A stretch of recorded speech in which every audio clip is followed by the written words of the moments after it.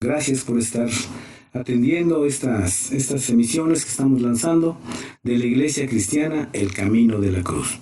Su servidor, el pastor Juan Horta, les agradece que estén aquí con nosotros, que nos acompañen en estas emisiones, donde estamos aprendiendo algunas cosas de la palabra de Dios. ¿Qué pasa después de la muerte? ¿Qué hay después de la muerte? ¿Hay vida después de la muerte? Vamos a ver lo que dice la palabra de Dios. ¿Quiénes van a estar ahí?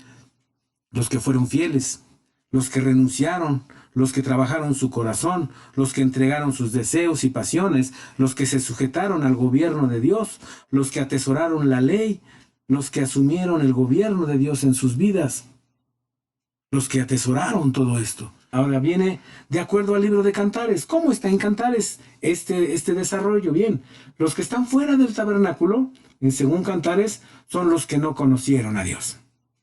Nunca quisieron conocerlo, les fue presentado, pero rechazaron, así que no lo conocieron. Es como cuando te quieren presentar a una persona y tú dices, no quiero conocerlo, o no llegaste a la cita, no lo conociste, no conociste la persona. Entonces, así pasa con estos, no conocieron al amado, no conocieron el amor ni al amado. Luego en el lugar del atrio tenemos los de brillo de estrella, que son doncellas y concubinas. ¿Quiénes son las doncellas? Las doncellas son las que no tuvieron amores. Los que adultos me entienden.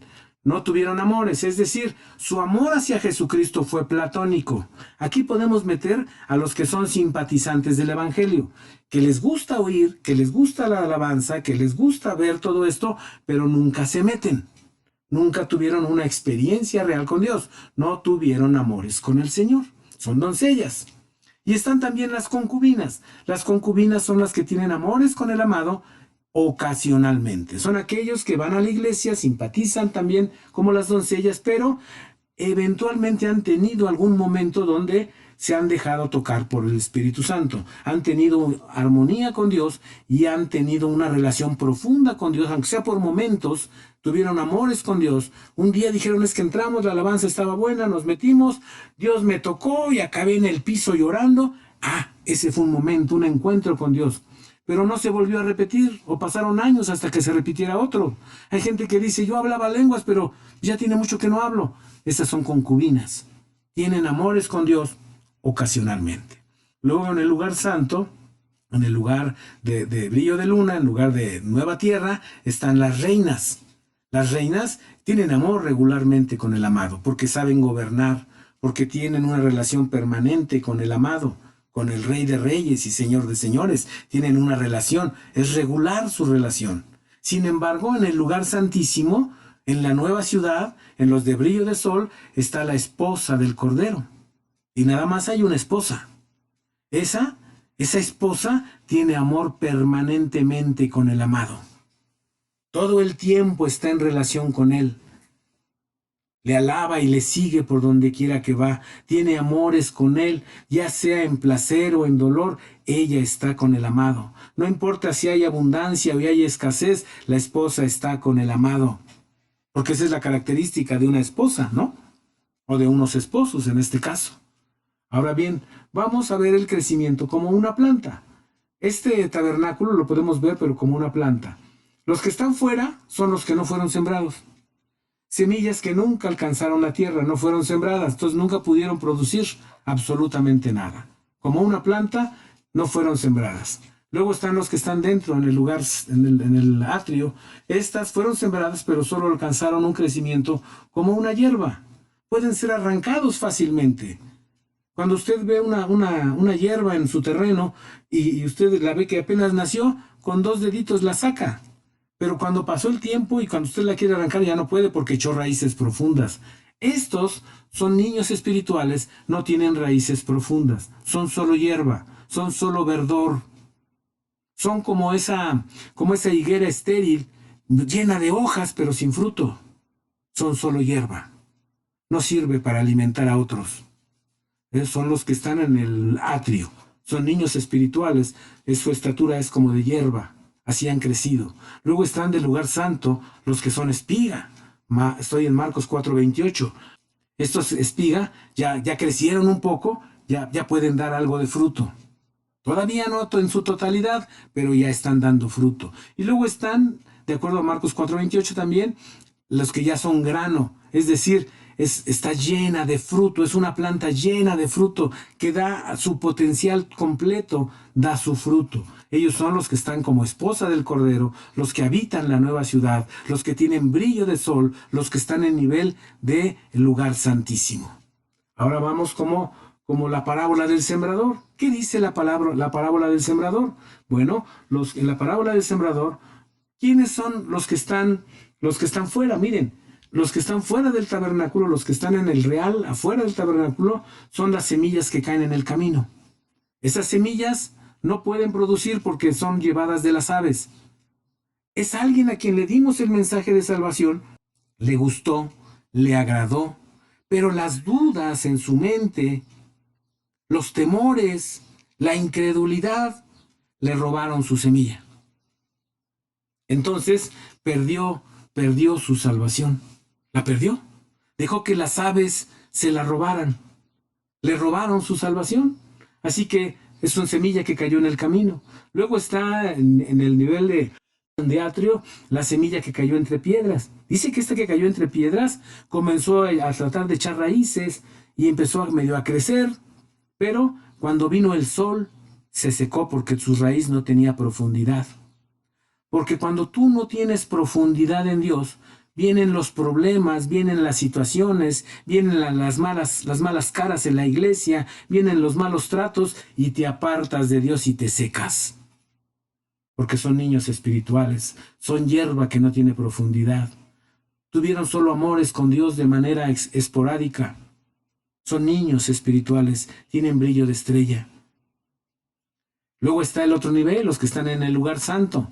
Estos sí hallaron buena tierra, desarrollaron sus raíces, crecieron, pero todavía los cuidados de este mundo los agobian.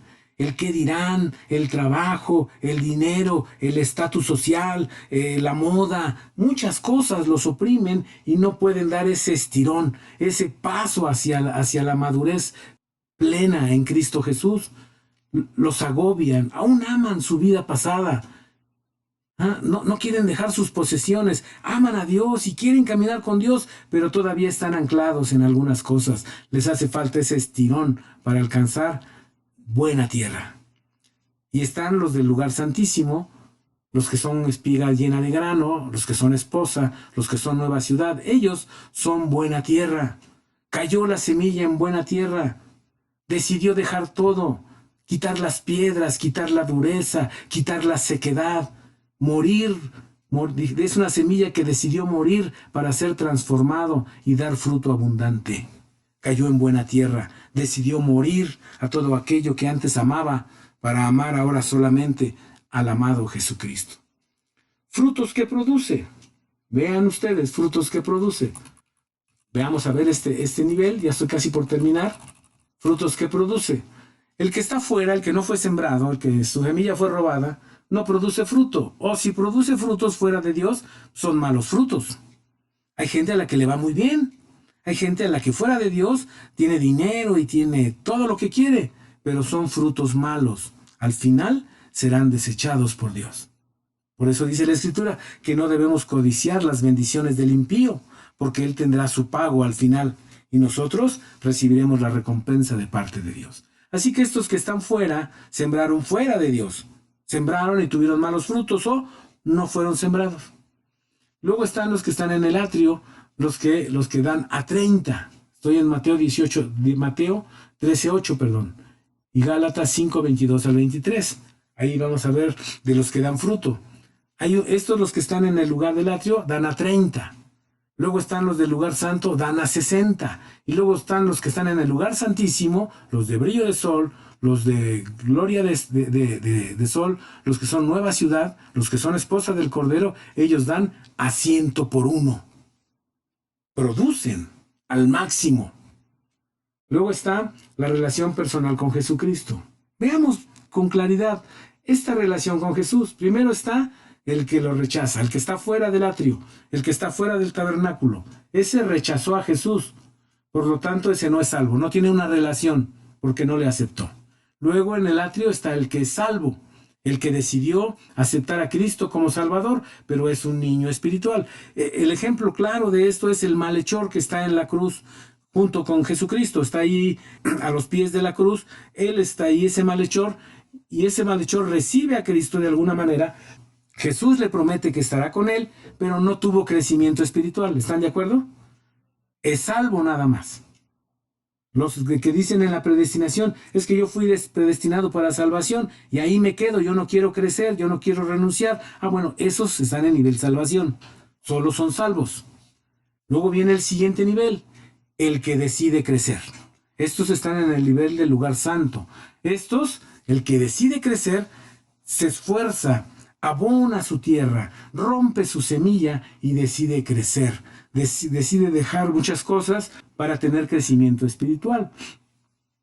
Ese que decide crecer lo podemos ver, 2 de Pedro 3:18, 1 de Corintios 15:58, Efesios 2:21. Los que tienen su cuadrito ahí tienen todas estas citas. Ese que decidió crecer, es decir, hay quien acepta a Cristo pero no quiere crecer. Hay quien acepta a Cristo pero también acepta crecer espiritualmente. Dejar en cuanto a su manera pasada de vivir todo lo que aprendió de la sociedad y de sus padres y va hacia adelante, al premio en la soberana voluntad en Cristo Jesús. Y luego está el siguiente nivel, el que quiere santificarse, el que se separa. Entonces tenemos al que rechaza en esta relación con Dios. Tenemos al que es salvo. Tenemos al que se decide crecer, que alcanza brillo de luna, que alcanza a dar fruto a 60, que alcanza el lugar santo. Ese decidió crecer. Y luego está el otro, el que decidió separarse, el que decidió santificarse, el que decidió apartarse de todo para buscar a Cristo Jesús y el crecimiento y la separación que solo de Él se espera. Es aquel que tiene brillo de sol, es aquel que está en el lugar de esposa, en el lugar santísimo. Amén.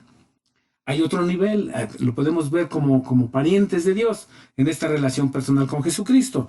Está el que está fuera del tabernáculo, el que está en el campo abierto, ese es hijo del diablo o enemigo de Dios.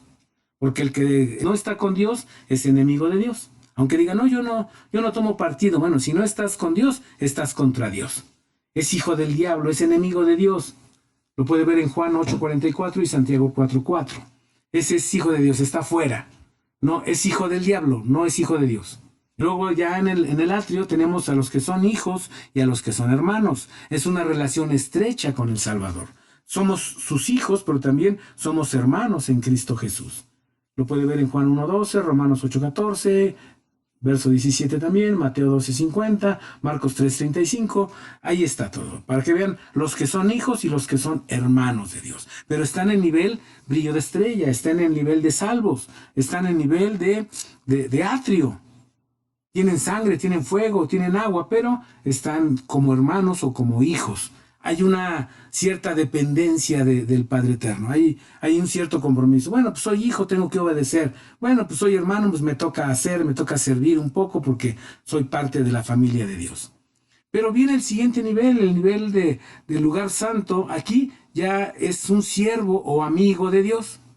Ya es algo distinto, porque en el hijo y el hermano hay un compromiso, hay una responsabilidad intrínseca por ser hijo o hermano. En el caso de ser amigo de Dios, es amigo. Al amigo se le brinda sin responsabilidad, sin decir, bueno, es que me toca y es mi responsabilidad hacerlo. No, yo quiero ayudar, uno escoge a los amigos. Uno los elige, a los hermanos no los elegimos. A los hijos no los elegimos en un sentido, aunque bíblicamente sí, pero vamos a pensarlo así, por este momento. Nos conviene pensarlo de momento así. Pero cuando yo decido hacer amigo de alguien, yo me brindo sin ninguna reserva. Quiero que sea mi amigo porque quiero que sea mi amigo, por el simple gusto de que sea mi amigo. Y le sirvo con gozo, con alegría, no por compromiso. Le sirvo porque es mi amigo. De esta característica de amigo tenemos a Abraham, que es amigo de Dios. Estos están en ese nivel y Dios les comunica lo que va a hacer. Porque dice Dios de Abraham, ¿cómo le esconderé yo a mi amigo Abraham lo que voy a hacer en Sodoma y Gomorra? ¿Cómo se lo esconderé? Estos son los que tienen esa visión abierta, son los que tienen la visión abierta para hacer muchas cosas de parte de Dios, porque son amigos de Dios y Dios les comparte sus planes. Este es el siguiente nivel, lugar santísimo, brillo de sol, esposa del Cordero, nueva ciudad. Esta es la esposa o cónyuge de Jesucristo. Esta es una relación íntima. Esta relación es una relación personal íntima con Dios. Nadie alcanza un nivel más alto en una relación más que esta de esposos. Porque en el matrimonio uno se hace uno con la persona con la que uno se casa. Somos una misma carne, somos una misma persona. Amén. Eso dice la palabra de Dios. Y vayamos al final, hablando de nuestra batalla. ¿Con qué batallamos? Porque recuerden que este cuadro lo tengo del libro que hice que se llama Huestes Espirituales. Esta es una extracción de ahí.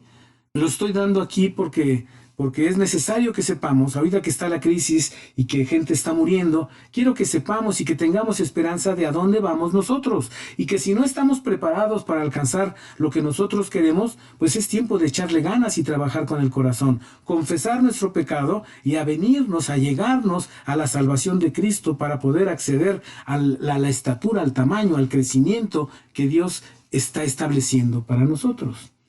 Pero hay una batalla espiritual en cada nivel, en cada crecimiento, en cada lugar se establece una batalla espiritual. Veamos, los que están fuera del tabernáculo, los que no aceptaron a Cristo, los que no fueron sembrados, los que son hijos del diablo, estos no tienen luchas espirituales. ¿Están de acuerdo? Pues son aliados del diablo, no tienen luchas espirituales. Y aquí vemos a estos que, 2 de Timoteo 3, del 2 al 7, dice, son amadores de sí mismos. Los que tienen el cuadrito van a verlo. Ahora, el otro nivel de batalla. Los que están en atrio, los que tienen sangre, fuego y agua, los que son salvos, los que dan fruto a 30. Estos, que son brillo de estrella, estos pelean contra principados, contra arcángeles y ángeles. Demoníacos, por supuesto. Ángeles caídos. Recuerden que cuando Lucifer cayó, se trajo la tercera parte de los ángeles con él. Al traerse la tercera parte, entre ellos venían ángeles, venían arcángeles, venían toda serie de seres espirituales que decidieron seguirlo. En concreto, en este nivel de atrio, se pelea con Satanás y con el diablo, con el engañador y con el acusador. Se pelea en ese nivel de atrio, se pelea con Satanás. Acuérdense que hay brillo de estrella y entre estrella y estrella hay diferentes brillos. Bueno, aquí se pelea con Satanás y con el diablo. Y usted puede ver las características en su Biblia de las características de Satanás y diablo. No, en este nivel yo no voy a pelear con el dragón, por favor. Dios no me va a dar una batalla, una carga que no pueda yo soportar. En este nivel me va a atacar Satanás y diablo, entendiendo que no viene el diablo en persona, que no viene Satanás en persona, sino que sus ángeles caídos, con esa estatura de Satanás y diablo, son los que me van a estar persiguiendo, son los que van a contender contra mí. Bien, en el siguiente nivel de lugar santo, nivel del que da 60, nivel de brillo de luna, nivel de lugar santo, se pelea con dominios, con virtudes y potestades. Ya es otro nivel. Ya estamos hablando de dominios, de cada región, cada zona, cada pueblo, cada ciudad, cada colonia tiene potestades. Tiene gente que los domina, que los gobierna. Y se pelea con un nivel de serpiente. Es el nivel de Satanás como serpiente, que usted puede ver en Apocalipsis 12:9. Satanás tiene esa estatura, tiene ese nivel de serpiente. Entonces en ese nivel se pelea con dominios, virtudes y potestades del tamaño de la serpiente, porque estos, brillo de luna, estos ya crecieron, estos ya gobiernan, entonces reciben un ataque del diablo un poco más fuerte, un poco más pesado. Y luego están los de brillo de sol, los que son esposa del Cordero, los que son nueva ciudad, los que son santa ciudad. Ellos pelean contra tronos, contra querubines y serafines. Porque recuerde que estos tronos son los que gobiernan. Hay querubines y serafines que son los que estaban en la inmediata presencia de Dios. Es donde Dios se rodea de ellos para hacer la obra que hace. Son los querubines y los serafines son los que están en la inmediata presencia de Dios. Son el rango más alto, como Lucifer tenía. Querubín cubridor, ¿Se acuerdan? Ese era el nivel de Lucifer, un querubín cubridor. Entonces, y este es el nivel más alto del diablo, es el nivel de dragón. Si quieren ver al dragón, véanlo en Job. Ahí en Job lo detalla con toda claridad, dice cómo es. Así que en el nivel de dragón ya peleamos con una bestia sorprendente, con una bestia de proporciones descomunales, de un poder muy grande, pero también la esposa del Cordero, también el que creció, el que brillo de sol, tiene un poder y una autoridad que le viene de Dios, por supuesto, para pelear en esos niveles. Este es el cuadro comparativo que yo quería compartirles. Esta es la parte importante de nuestra vida después de la muerte, esto que acabamos de ver. Esto es lo realmente importante. Esto es lo que trasciende, porque no nos estamos jugando aquí en esta vida terrenal otra cosa que dónde vamos a pasar la eternidad, dónde va a estar nuestra alma, en el infierno, en los nuevos cielos, en la nueva tierra o en la nueva ciudad. Usted elige de acuerdo a sus decisiones, de acuerdo a sus escogimientos, de acuerdo a sus renuncias, de acuerdo a sus confesiones, de acuerdo a su apartarse del mal o apartarse de las costumbres y tradiciones del mundo. Uno decide. Dios tiene para nosotros el nivel más alto, el de esposa, pero nuestras decisiones limitan hacia dónde vamos a llegar. Si hay algo que yo no quiero soltar, eso me va a detener para alcanzar el nivel que Dios tiene para mí. Esta es la parte importante de qué va a pasar después de la muerte. Ahora, hay cosas que son menos importantes que sin embargo parecieran preocuparnos más. Por ejemplo, la gente está muy preocupada. ¿Qué va a pasar con mis familiares? Las ligas y filiaciones humanas parecen preocuparnos más que nuestro destino eterno. Por ejemplo, veamos a los saduceos preguntarle a Jesús. Y Jesús les contesta. Le dicen ellos, bueno, una mujer se casó con un hombre y éste murió y sin dejarle descendencia. Y como decía la tradición, se casó con su hermano, el que seguía. Y se casó con el otro hermano y tampoco tuvo descendencia. Y así con los 7. Dicen ellos, los saduceos, ¿de quién será esposa en la resurrección? Porque los saduceos no creen en la resurrección o no creían en la resurrección. Y entonces Jesús les contesta, Mateo 22:30 y Marcos 12:25. Es la misma respuesta. Dice Jesús, porque en la resurrección ni los hombres toman mujeres, ni las mujeres maridos, mas son como los ángeles de Dios en el cielo. ¿Cómo son los ángeles de Dios en el cielo? Son espíritus. No tienen sexo. No son hombres y mujeres. Alguna vez en un lugar, recuerdo que estaba yo escuchando unos pastores. Había grupos de pastores, fuimos a una capacitación y uno de ellos decía, hermano, vamos, apúrense para que vayamos a la oración porque ahorita, y así lo dijo literal, hay puras viejas ahí, dice, y nosotros por acá todavía peinándonos. ¿Cómo es posible que nos ganen? Entonces yo me sonreí y le dije, lo que pasa es que ellas nos dan lecciones en eso de buscar a Dios. En la congregación hay más mujeres que hombres, siempre. Y me dice él, sí, pero nosotros somos la cabeza. Pues sí, pues tomemos nuestro lugar como cabeza. Y me dice él, entonces en el cielo, ¿qué? ¿Va a haber puras viejas? Y entonces me reí y le dije, es que en el cielo no vamos a ser ni hombres ni mujeres. Vamos a ser espíritus. Pastor, por favor, lea su Biblia. Y se quedó tieso. Pero esta es una realidad. Desconocemos la palabra de Dios y hablamos cosas y decimos cosas sin saber, sin buscar. Todos podemos equivocarnos, estoy de acuerdo. Pero debemos checar que lo que decimos está en la palabra de Dios. Lucas 20:35, vean lo que dice Lucas 20:35. Mas los que fueren tenidos por dignos de aquel siglo de la resurrección de los muertos, ni se casan ni son dados en casamiento, porque no pueden ya más morir, porque son iguales a los ángeles y son hijos de Dios cuando son hijos de la resurrección. Es decir, ya no tenemos sexo, somos espíritus. Salmo 104:4 dice, el que hace a sus ángeles espíritus y a sus ministros al fuego flameante. Estos lazos que hicimos durante nuestra vida terrenal, estos lazos de familiares, ya no existen más. Recordemos que nuestra memoria es puesta en olvido. Eclesiastés 9:5 dice, por eso decir que mi amado me está esperando en la eternidad es un error. Decir que mi abuelito me cuida desde el cielo es un error. Decir que mi mamá me protege y que ella intercede a Dios por mí es un error.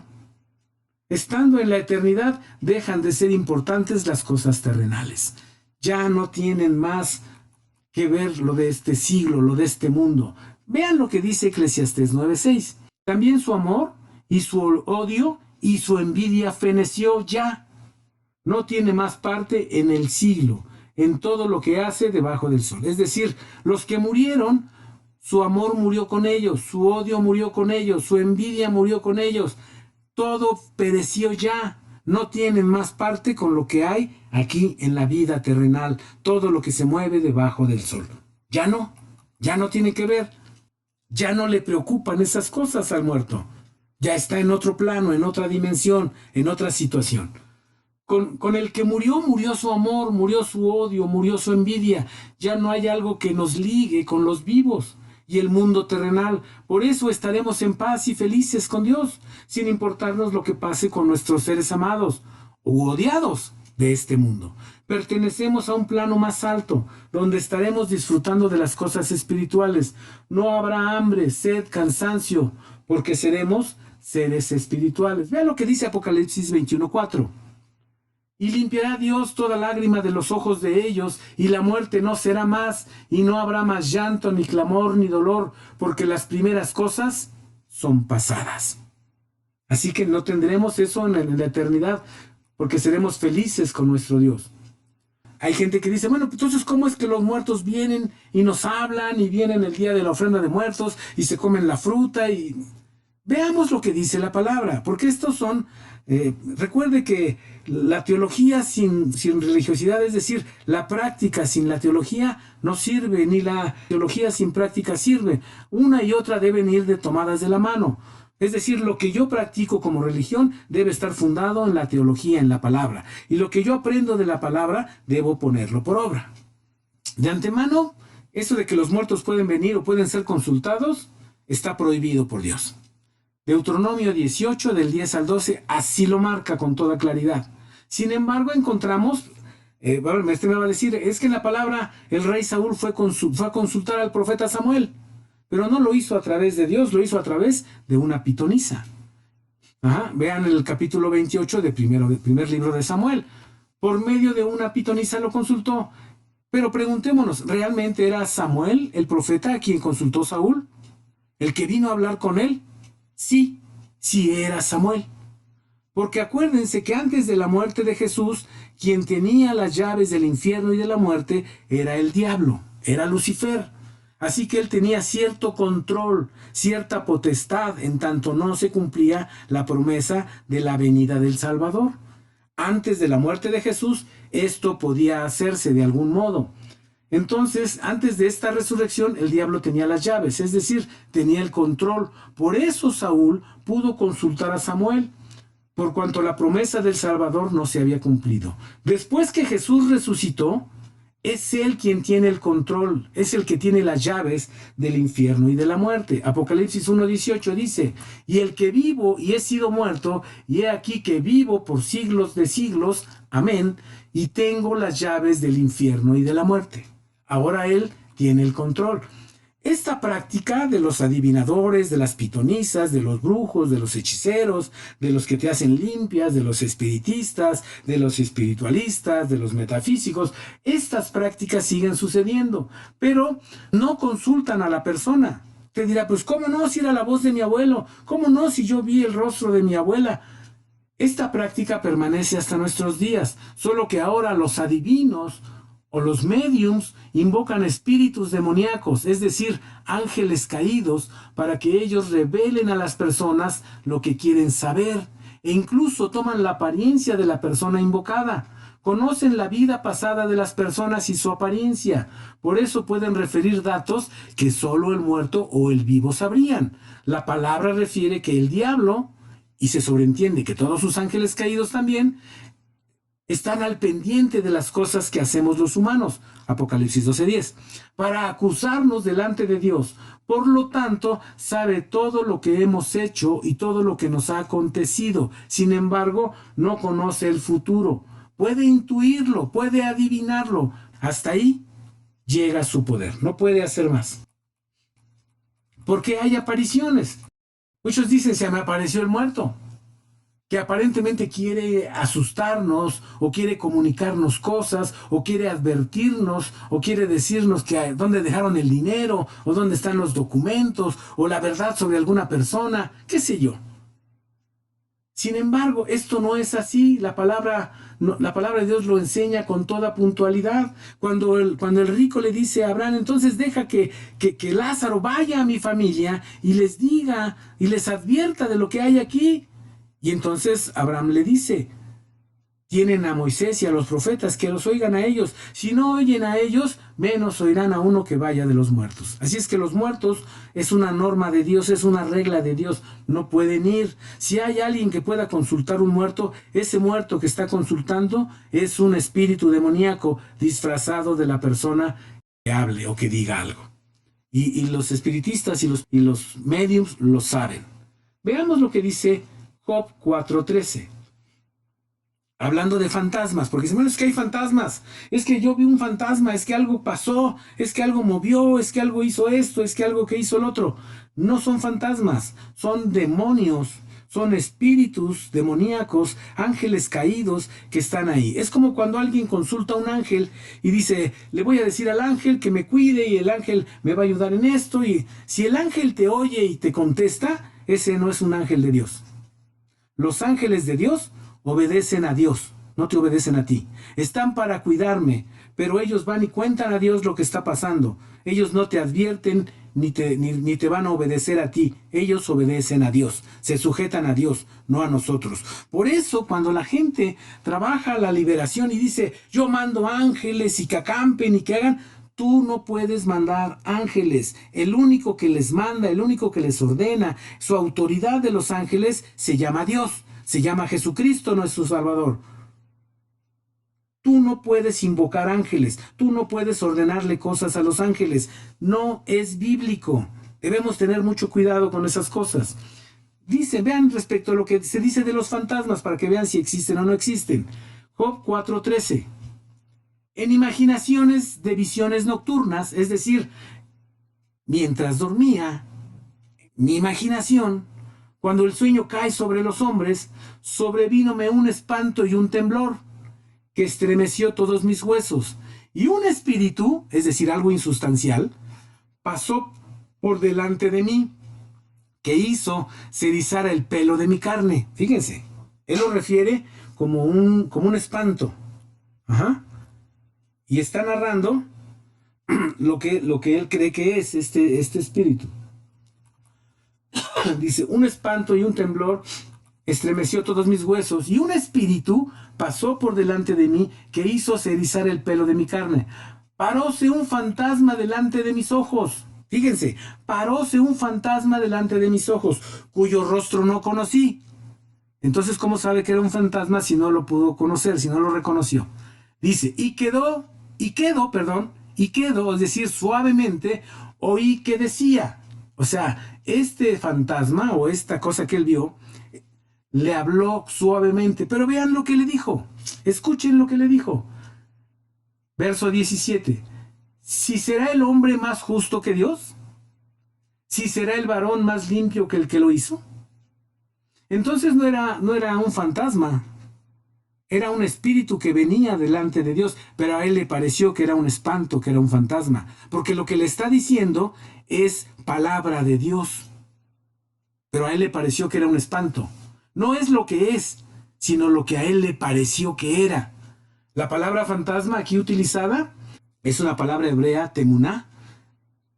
Algo hecho porción, modelado, con forma, indefinido, fantasma, incorpóreo, manifestación, apariencia, fantasma, figura, semejanza. Así que es algo que a él se le figuró que era, que le pareció que era. No que era, sino que a él le pareció que era.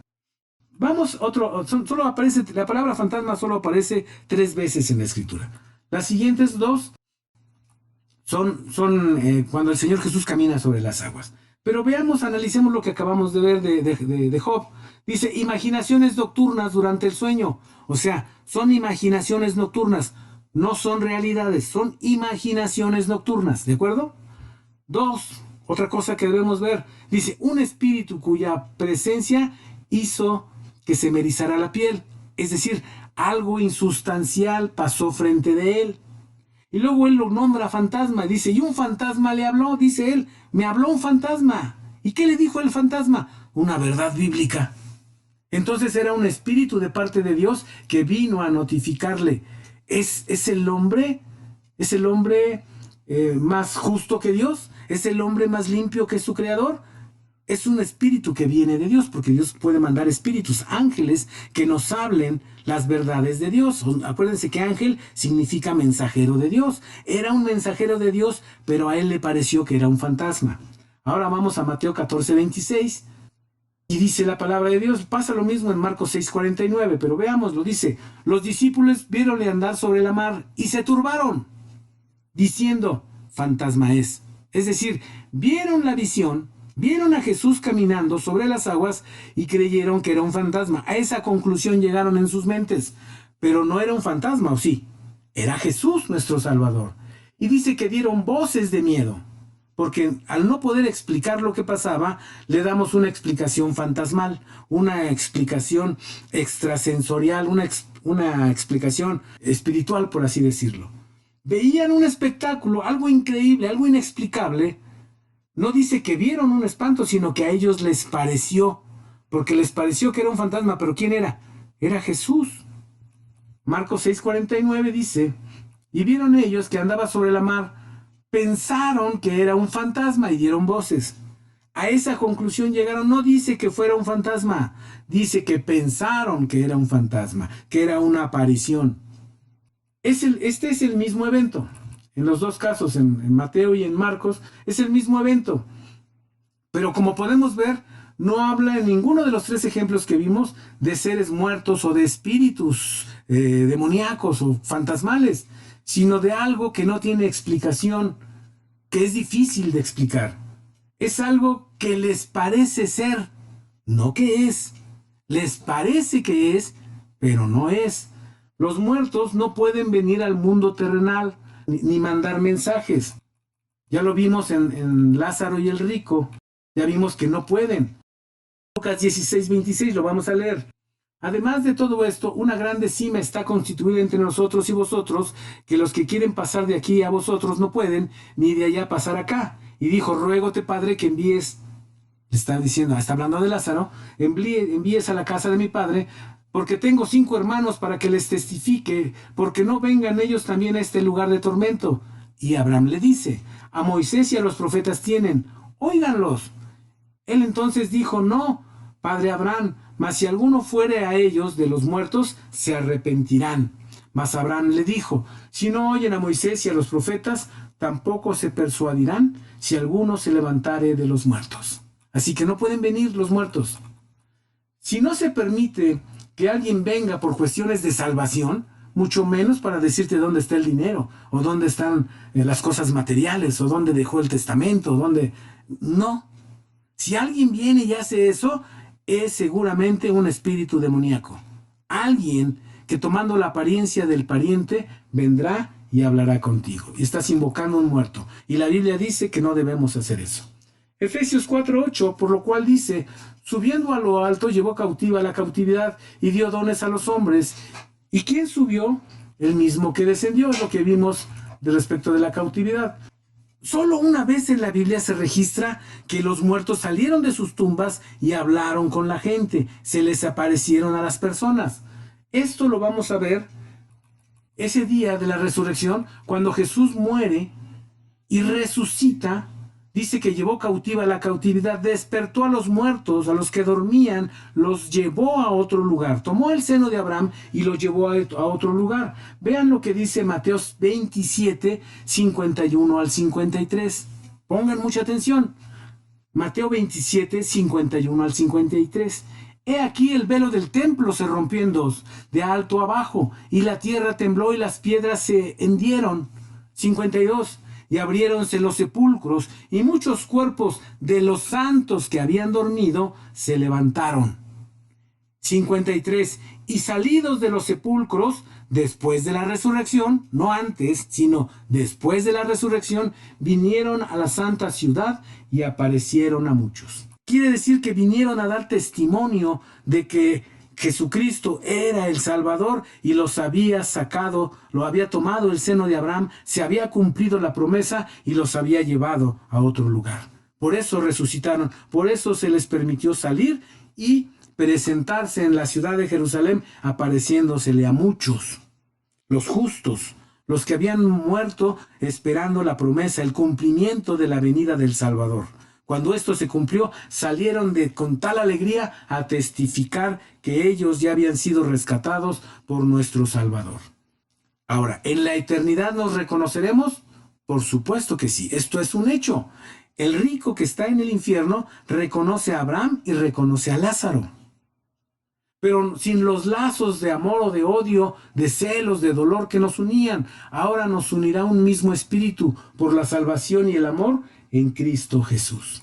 Filipenses 2:1 dice: por tanto, si hay alguna consolación en Cristo, si algún refrigerio de amor, si alguna comunión del Espíritu, si algunas entrañas de misericordia, cumplid mi gozo, que sintáis lo mismo, teniendo el mismo amor, unánime, siendo una misma cosa. Nada hagáis por contienda o por vanagloria, antes bien en humildad, estimándonos inferiores los unos a los otros, no mirando cada uno a lo suyo propio, sino cada cual también a lo de los otros. Haya pues en vosotros este sentir que hubo también en Cristo Jesús. Amén. Lucas 16:23. Y en el infierno alzó sus ojos, estando en los tormentos, y vio a Abraham y lejos y a Lázaro en su seno. Es decir, nos vamos a reconocer en la eternidad. Seguro nos vamos a reconocer. ¿Quién nos va a recibir cuando muramos? Lucas 16:22, volvemos a la parábola del rico. Dice: y aconteció que murió el mendigo y fue llevado por ángeles al seno de Abraham. ¿Quién te va a recibir cuando mueras? Ángeles del Señor van a venir. Ángeles van a esperarte para llevarte a donde está ahora este seno de Abraham, este lugar de espera, este lugar donde vamos a esperar el día de la resurrección. Dice: y murió también el rico y fue sepultado. Ahora, ¿qué pasa con los que mueren sin Cristo? Vamos a Judas 1:9. Judas 1:9 dice: por cuanto el arcángel Miguel contendía con el diablo disputando sobre el cuerpo de Moisés, no se atrevió a usar de juicio de maldición contra él, sino que dijo: el Señor te reprenda. Estamos viendo por el alma de Moisés. ¿Quién se lo disputa? El diablo y un ángel de Dios. Cuando somos cristianos, los ángeles de Dios vienen y nos reciben. Cuando no somos salvos, vienen los ángeles del diablo a hacer ese labor. Te toman y te llevan al infierno. Porque aquí lo está diciendo que disputaban sobre el cuerpo de Moisés. Porque el diablo tenía dudas, todavía no había muerto el Salvador, de que Moisés debiera estar en el seno de Abraham. Como ya dijimos antes de la muerte y de la resurrección de Jesús, el diablo tenía las llaves del infierno y de la muerte, es decir, tenía el control, en tanto no se había realizado la venida del Salvador. Ahora que ha venido Jesucristo, es Él quien tiene el control. Los adoradores de la muerte dicen que ella es más poderosa que Jesús, pues que también murió. Sin embargo, la muerte no pudo detenerlo. Es Jesucristo quien venció la muerte y ella tendrá que sujetarse también al poder, a la autoridad de Jesucristo nuestro Salvador. Mateo 4:16. El pueblo asentado en tinieblas vio gran luz, y a los sentados en región y sombras de muerte, luz les esclareció. La muerte no va a prevalecer para siempre. Primera de Corintios 15:25-27. Porque es menester que reine hasta poner a todos sus enemigos por debajo de sus pies. Se refiere a Jesús. Y el postrer enemigo que será deshecho será la muerte. Porque todas las cosas sujetó debajo de sus pies. Cuando dice todas las cosas son sujetas a él, claro, está exceptuando a aquel que sujetó a él todas las cosas, es a saber, al Padre Eterno. Primera de Corintios 15:54 dice, y 55. Y cuanto esto corruptible fuere vestido de incorrupción, esto mortal fuere vestido de inmortalidad, entonces se efectuará la palabra que está escrita: sorbida es la muerte con victoria. ¿Dónde está, oh muerte, tu aguijón? ¿Dónde está, oh sepulcro, tu victoria? La muerte no va a ganar al final. Al final siempre gana Cristo. Segunda de Timoteo 1:10, mas ahora es manifestada por la aparición de nuestro Salvador Jesucristo, el cual quitó la muerte y sacó a la luz la vida y la inmortalidad por el Evangelio. Hebreos 2:14, así que por cuanto los hijos participaron de carne y sangre, él también participó de lo mismo, para destruir por la muerte al que tenía el imperio de la muerte, es a saber, al diablo.